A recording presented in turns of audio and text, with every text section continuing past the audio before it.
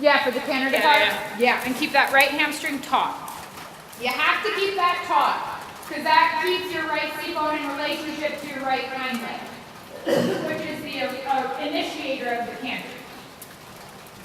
That's it. And then, yeah, exactly. Feel that pulse come off. Yeah. So, of course, what you do at first is you do it like 1/3 of the time, right? And then you're going to have to teach yourself to blah in the canter. At the vocal part, you've got tension in your leg. And in the beginning, the silence into the first beat is the open leg. And then in the second and third beat of your canter, the pressure of your back is going up. The pressure of your upper arm is going up, and the pressure in your hand is going up. On the approach to the right. So on the approach to the forehand stroke, you're going to catch. And then you're going to release the horse into suspension. Yeah, so yeah, you catch it, and then you release it. You have to let them through. Because if we want a bigger stride, they need more space. And then if we want less downhill on the forehand stride, catch them. Don't let them go down there very long, and then throw them back in the air. So you make the front leg get off the ground faster, or spend that time on the ground. And when you're in the air, make that last as long as humanly possible. Yeah, so you're editing the canter. Good, watch your left knee.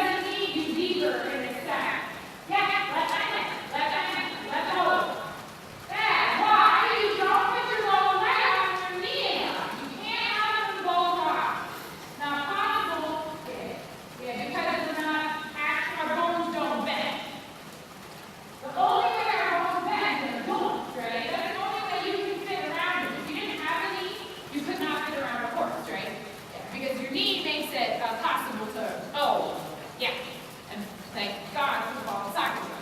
Yeah. Up and tall. Yeah, carry them up into your chest. Now when you carry them on your chest, you don't lean back. Yeah. You just carry them on your chest and take the weight. Yeah, this is the weirdest part about self-carriage.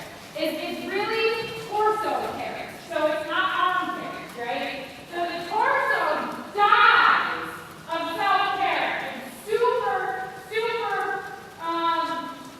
stable. Yeah. And then of course you're kind of on the horse. Okay, good. But if you lean back, yeah, no knees. Yeah, level. Carry light. Ah, that was not necessary, right? Having your hands back there, good. Doesn't have anything to do good with the horse carrying his own head. Yeah. So you look right at this pole. The muscle right behind his ears holds his head up. If that muscle is not holding his head up, and your hands are, good, then ask him with your rein, pick your head up. Use that muscle and then release it. Yeah, release it once he does. And then what do? You hold him back up. You hold him back up. And you can carry your head at that muscle. Yeah. Most horses don't have that muscle out. Just get it along into the muscle. Good. Well done. Yeah, knee. Good, back. You see, you took your knee off and you have it at his feet, right? Because the filter of your torso is not high enough. Yeah, because why? Your knees are doing what your chest should be doing. Hands forward. Good boy. And posting trot. Good job. Well done. There you go. Good boy.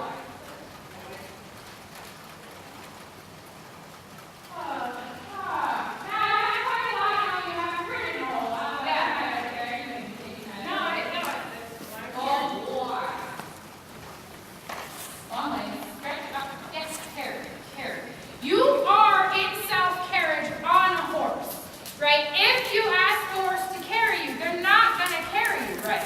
They're going to carry you on your shoulders. This horse is 2 front leg injuries right now. Don't make him carry you on his shoulders. Yeah, carry yourself over yourself. Good boy. What? I know. What a good boy.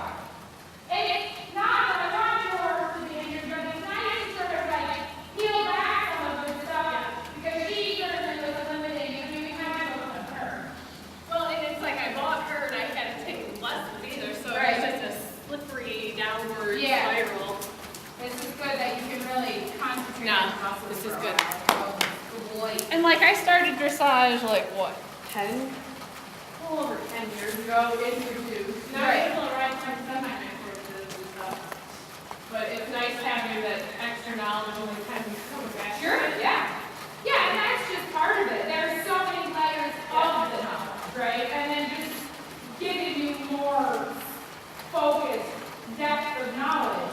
Yeah. Giving that to people that can take it and work with it is super fun. Well, I love the theory. Yeah. That's why I love the sport. So Yeah, that's what's so cool about the sport. yeah. But it is, it's hard going from another discipline when you're a kid. Like, yeah, I can ride, whatever. Right, yeah, exactly. You know, you have that baseline of just awful habits that you develop Right. for, 10, 15, 20 years. No kidding. Yeah, and then this way you just continue to progress in your feel and your sensitivity and your timing. That's what's fun about dressage.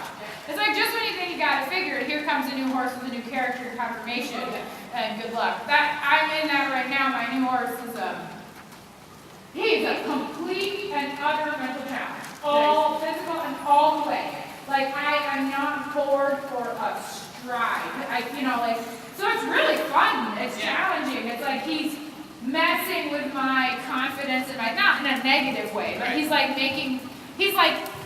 sharpening me, and so it's really rewarding to have a horse like that again, who's like, oh, he's a total challenge. Like, I don't get a sleepy stride on that horse ever, because sometimes my body knows what to do enough, I can kind of get on and do it, and like be worried about something else or whatever, but like, you can't do that on him. That's cool. Yeah, so it's super fun. And that's just like just when you think, it just helps you know that you're never done. Yeah. You've got your curve figured out and you're not moving along that. You got that further for a week. Awesome. That's it's like you'll never be bored with it. Yeah, you can't ever get bored with it.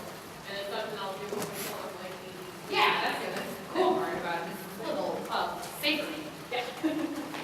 I don't just go miss jumping. Yeah. She's funny because I miss it a little. I'll do it once in a while, but Yeah, there's me too. a clinic. She's like, you can take him and jump him, and this horse has quite a jump. Yeah, I bet.